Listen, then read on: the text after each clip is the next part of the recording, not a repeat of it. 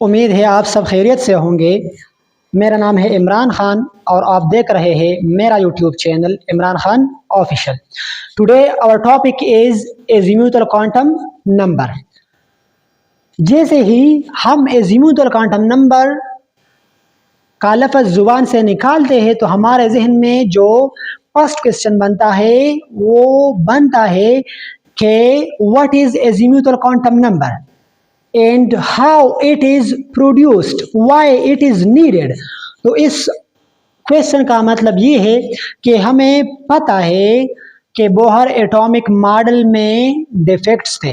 उन डिफेक्ट्स में एक डिफेक्ट्स ये भी था कि it cannot explain the fine splitting of spectral lines when studied under electric field।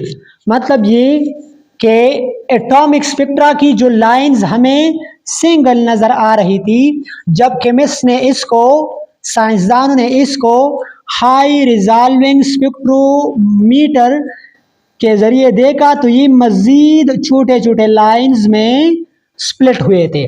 तो इसकी एक्सप्लेनेशन के लिए साइंसदानों ने, केमिस्ट ने एजीम्यूथल क्वांटम नंबर पेश किया। According to Bohr atomic model के electron revolve around the nucleus in fixed circular paths called shells.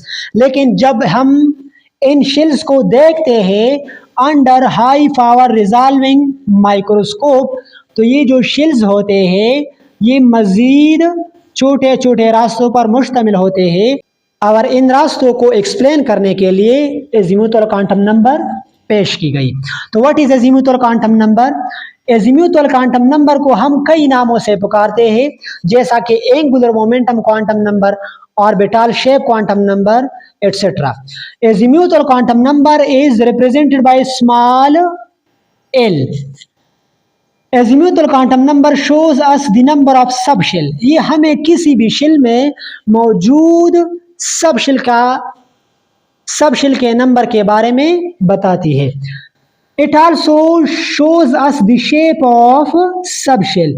ये हमें सब शेल की शेप के बारे में भी बताती है। Mathematically the number of L can be find by the formula L is equal to n minus 1. Here n is the number of principal quantum number.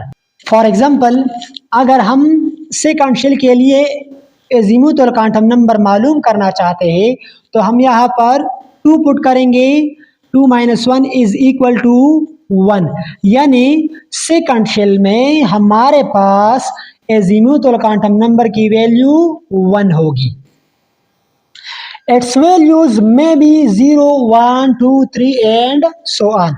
Azimuthal quantum number की values range करती है 0 से लेकर up to infinity, यानी 0, 1, 2, 3 and so on। The total number of subshell is equal to the value of principal quantum number। किसी भी shell में the number of subshell या एजीम्यूथल क्वांटम नंबर उस शेल के नंबर की बराबर होगी। फॉर एग्जाम्पल, अगर हमसे कोई पूछे कि how many sub shells are present in third shell, तो थर्ड शेल में 3 सब शेल होंगे। You got it? This is the most valid point. Second shell में कितने होंगे? 2 सब शेल होंगे। फर्स्ट में कितने होंगे? 1 होगा। यानी सिंपल, जब हमसे कोई पूछे कि फला शेल में कितने सब शेल होंगे तो जो नंबर हमें शेल का बताया उतने ही सब शेल होंगे, उतने ही सब शेल हमारा आंसर होगा। Now we are coming to the shape of sub shell. According to azimuthal quantum number the shape of sub shells may be circular, dumbbell, double dumbbell और कॉम्प्लेक्स। ये जो SPDF हम use करते हैं, these are spectroscopic terms. ये spectroscopy से लिए गए हैं और इसका मतलब है स्फेरिकल, P का मतलब है प्रिंसिपल, D का मतलब है डिफ्यूज और F का मतलब है फंडामेंटल। इसकी शेप सर्कुलर होगी, P की शेप डम्बेल होगी, इसी तरह D की शेप डबल डम्बेल होगी, जबकि F की शेप कॉम्प्लेक्स है और इसको हम बोर्ड पर ड्रा नहीं कर सकते। अभी हम आते हैं कि how we can calculate the number of subshell और द अजीमुथल क्वांटम नंबर। अगर हमारे पास प्रिंसिपल क्वांटम नंबर की वैल्यू 1 हो तो इसका मतलब है कि शेल का नेम k है। एल की वैल्यू क्या होगी, तो आप इस फार्मूले से फाइंड कर सकते हैं l is equal to n minus 1। तो यहाँ पर n क्या है, 1 है, 1 माइनस 1 इक्वल टू एल की वैल्यू क्या होगी, 0। तो हमारे पास सब शेल क्या होगी, s। यानी जब एल की वैल्यू 0 होगी तो सब शेल का नाम क्या होगा, s होगा, और इसको हम लिखेंगे 1s, क्योंकि this is the s sub shell of first quantum number और फर्स्ट शेल। इसी तरह अगर हमारे पास n की वैल्यू 2 हो तो l की वैल्यू को हम फाइंड कर सकते हैं n माइनस 1 के जरिए। तो n 2 है, 2 माइनस 1 इक्वल टू 1, और हमारे पास जो सब शेल्स है वो होंगे 2 s एंड p।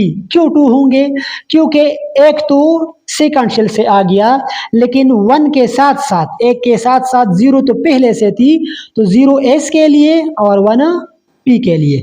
इसको हम लिखेंगे 2s एंड 2p। बिल्कुल इसी तरह अगर हमारे पास n की वैल्यू 3 है तो l की वैल्यू क्या आएगी, simply we can find it as l is equal to n minus 1। So l is equal to 3 minus 1, the answer is 2। l की वैल्यू 2 आएगी, लिहाजा थर्ड शेल में l की वैल्यू 2 है, सब शेल होंगे 3 s p एंड d, और इसको हम लिखेंगे 3s 3p 3d। अगर n की वैल्यू 4 है तो हमारे पास l की वैल्यू आएगी 3, और जो सब शेल्स होंगे वो होंगे s p d and f, और इसको हम लिखेंगे 4s 4p 4d and 4f। इस टेबल से एक बात तो बिल्कुल क्लियर है कि अगर हमें इन की वैल्यू दी गई है तो इन की वैल्यू हम यू मालूम कर सकते हैं। कैसे, आप यहाँ पर देखो, इन की वैल्यू 1 तो इन की वैल्यू 0, इन की वैल्यू 2 तो इन की वैल्यू 1, इन की वैल्यू 3 तो इन की वैल्यू 2, इन की वैल्यू 4 तो एल की वैल्यू 3। अगर हम इस रेशो को देखें तो इनसे अगर हम एक को माइनस करें, 1 को माइनस करें, तो हमारे पास एल की वैल्यू आ जाएगी। नाउ लेट्स सपोज अगर आपसे कोई पूछे कि एन की वैल्यू 5 है तो एल की वैल्यू क्या होगी, तो इससे हम 1 को माइनस करते हैं तो यहाँ पर आ जाएगी 4। अगर हमसे कोई कहे कि एन की वैल्यू 3 है तो एल की वैल्यू क्या होगी, तो हम कहेंगे 2। ये आप यहाँ पर नोट कर सकते हैं कि एन और एल के दरमियान 1 की डिफरेंस है। यानी अगर ये 2 हो तो एल 1 होगा, ये 3 है तो एल 2 होगा, एंड सो ऑन।